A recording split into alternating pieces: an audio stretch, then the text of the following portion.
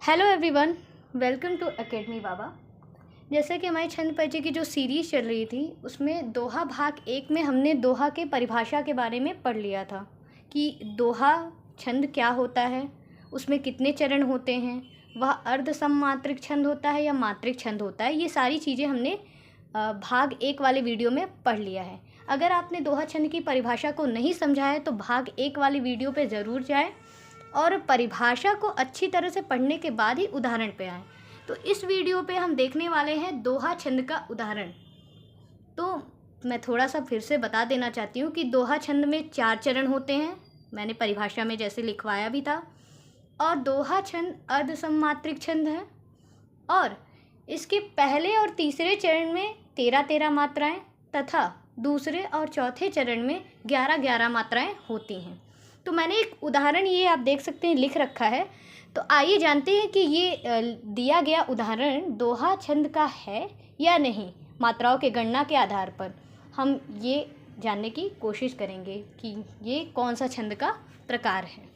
आइए जानते हैं। हालांकि मैंने बता दिया है कि ये दोहा छंद का है, फिर भी मात्राओं की गणना करके समझते हैं। तो गणना कर लेते हैं। पहले मैं पढ़ लेती हूँ कि ये दिया गया छंद है क्या। लसत मंजु मुनि मंडली मध्य सी रघुचंदु ज्ञान सभा तनु जनु धरे भगति सज्जिता नंदु। तो ये हमारा छंद हो गया। आइए मात्राओं की गणना करते हैं। तो पहला चरण है, ये हमारा पहला चरण है जहाँ से हमें कॉमा लिखा हुआ है, अल्प विराम जिसे बोलते हैं। ये हमारा पहला चरण। पहला चरण में मात्राएं गिन लेते हैं। 1 2 3 4 5 6 7 8 9 10 11 12 13। तो हमें 13 मात्राएं मिल चुकी हैं पहले चरण में। पहले चरण में हमें 13 मात्राएं परिभाषा के अनुसार मिल गई हैं। अब आइए देखते हैं दूसरे चरण को। ये हमारा दूसरा चरण। 1 2 3 4 5 6 7 8 9 10 और 11। तो यहाँ पे हमें 11 मात्राएं मिल गई हैं दूसरे चरण में परिभाषा के अनुसार। अभी तक तो सब ठीक हो रहा है, अब आगे का देखते हैं। तो ये हमारा तीसरा चरण।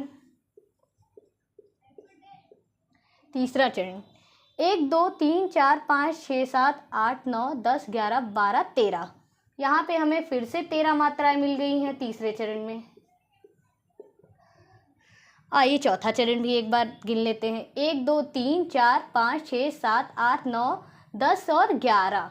तो हमारे चौथे चरण में भी हमें 11 मात्राएं मिल चुकी हैं। तो दिया गया छंद जो है वो क्या है, अच्छे से लिख देते हैं, दोहा छंद है। दिया गया उदाहरण किसका है, दोहा छंद का। तो इस उदाहरण से हमें समझ में आ गया कि दोहा अर्ध सममात्रिक छंद क्यों है, क्योंकि मात्राओं में असमानता है। जैसे कि पहले चरण में और तीसरे चरण में 13-13 मात्राएं हमें मिल रही हैं और दूसरे चरण में और चौथे चरण में हमें 11-11 मात्राएं मिल रही हैं। तो मात्राओं में असमानता के कारण हमारा दोहा क्या हो जाता है,